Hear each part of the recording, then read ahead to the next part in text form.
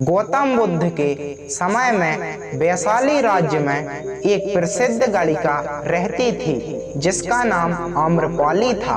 वह बहुत ही सुंदर थी और उसे नगर वधू घोषित किया गया था, यानी पूरे शहर की पत्नी।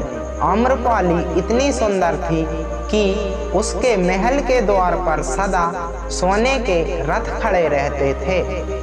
यहाँ तक कि महान राजाओं को भी उससे मिलने के लिए इंतजार करना पड़ता था।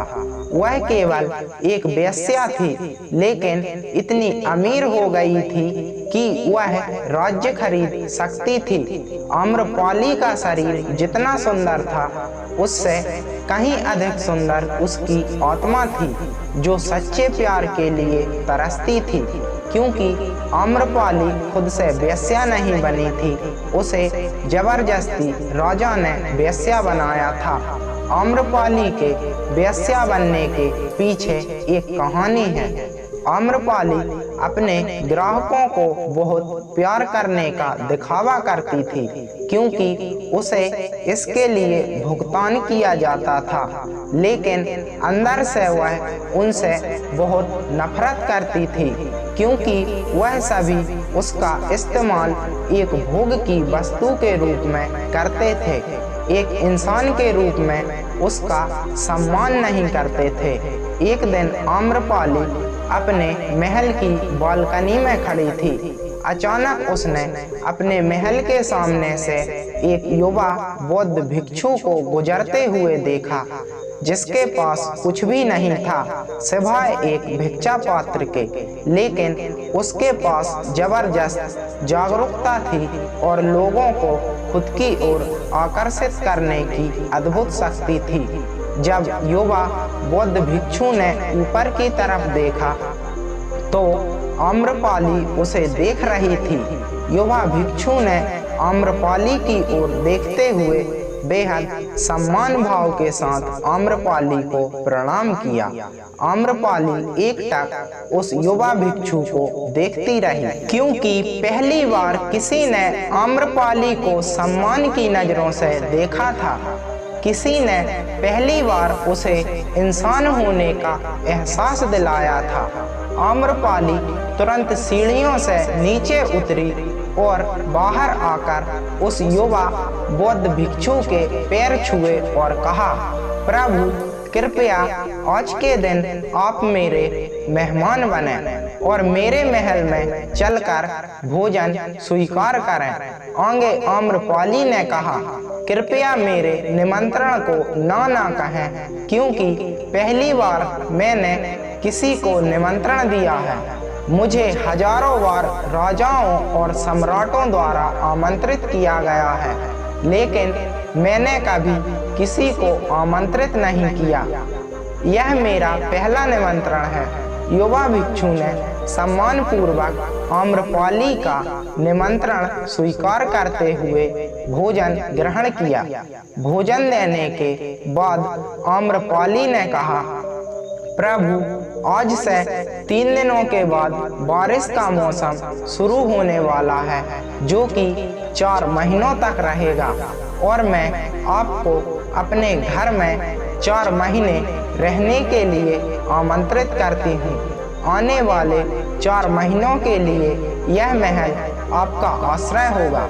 मैं आपको पूर्ण रूप से आश्वस्त करती हूँ कि मैं किसी भी प्रकार से आपके ध्यान की बाधा नहीं बनूंगी, बल्कि जितना मुझसे हो सकेगा आपके ध्यान की सुविधाओं को सुगम बनाने का प्रयास करूंगी। युवा बौद्ध भिक्षु ने कहा, माफ कीजिएगा देवी, लेकिन इस विषय में मैं स्वयं निर्णय नहीं ले सकता।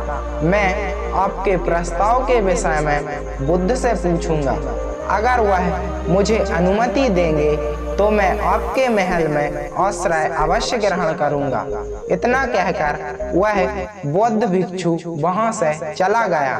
इससे पहले कि वह युवा भिक्षु बुद्ध के पास पहुंचता और आम्रपाली के प्रस्ताव के बारे में कुछ बताता, उससे पहले वहां पर मौजूद अन्य भिक्षु बुद्ध के पास पहुंच गए और बुद्ध से कहा, आप उस युवा भिक्षु को रोकिएगा।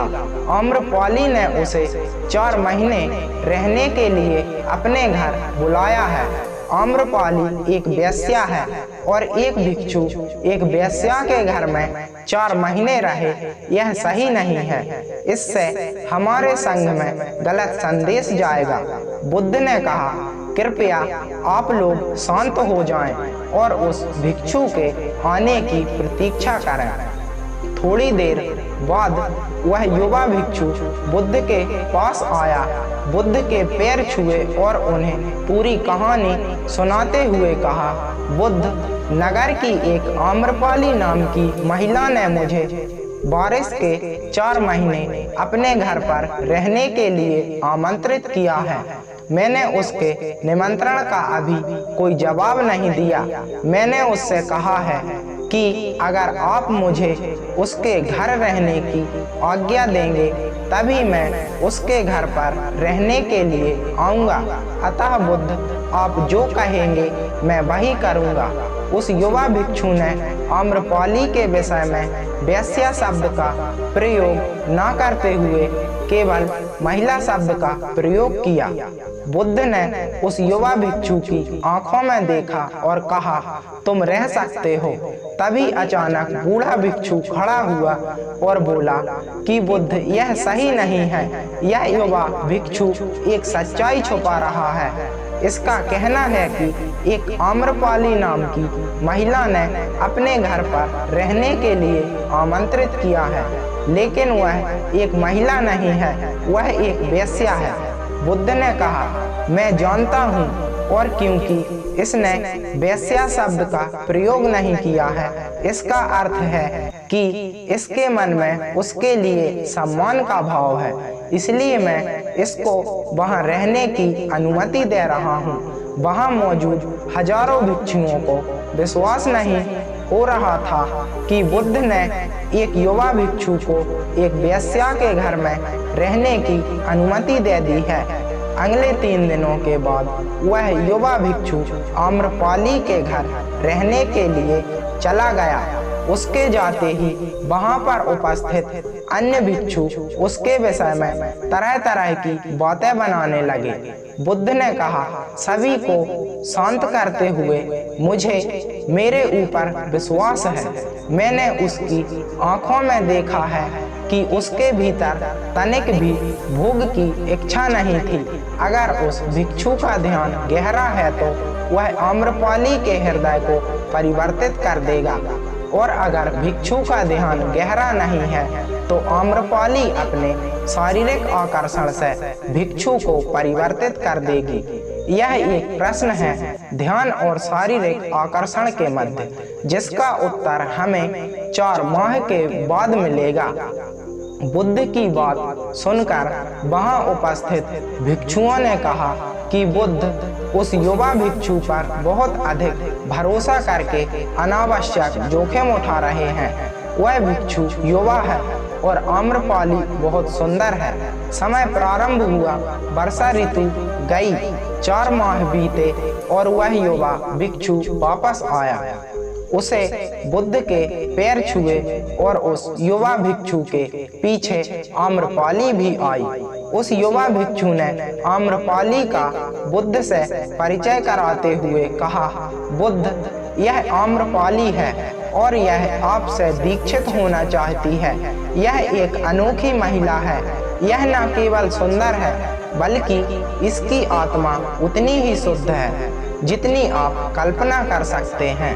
आम्रपाली ने बुद्ध के पैर छुए और कहा, मैं पहली बार देखने भर से इस युवा भिक्षु से प्रेम करने लगी थी, इसलिए मैंने इस युवा भिक्षु को अपने सौंदर्य से कई बार आकर्षित करने का प्रयास किया, लेकिन मैं पूर्ण रूप से असफल रही।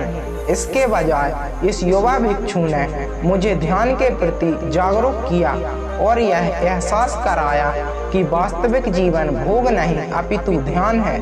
इसलिए बुद्ध, मैं अपनी सारी संपत्ति आपके भिक्षुओं को दान में देना चाहती हूँ और शेष जीवन ध्यान में बिताना चाहती हूँ। इसके बाद आम्रपाली बुद्ध के शिष्यों में पहली महिला हुई जिन्हें आत्मज्ञान की प्राप्ति हुई। बुद्ध ने अपने पंथ के सभी शिष्यों से कहा, यदि तुम वेश्याओं की संगति से डरते हो तो वह उस डर का उस वेश्या से कोई लेना देना नहीं है, बल्कि वह डर तुम्हारे बेसुध मन की उपज है, क्योंकि तुमने अपनी कामुकता को दबा दिया है और कामुक ऊर्जा को दबाया नहीं जा सकता, इसे केवल रूपांतरित किया जा सकता है। इसके लिए आप मेरे चैनल पर जाकर दूसरा वीडियो देख सकते हैं, स्त्री के प्रति आकर्षण कैसे खत्म करें।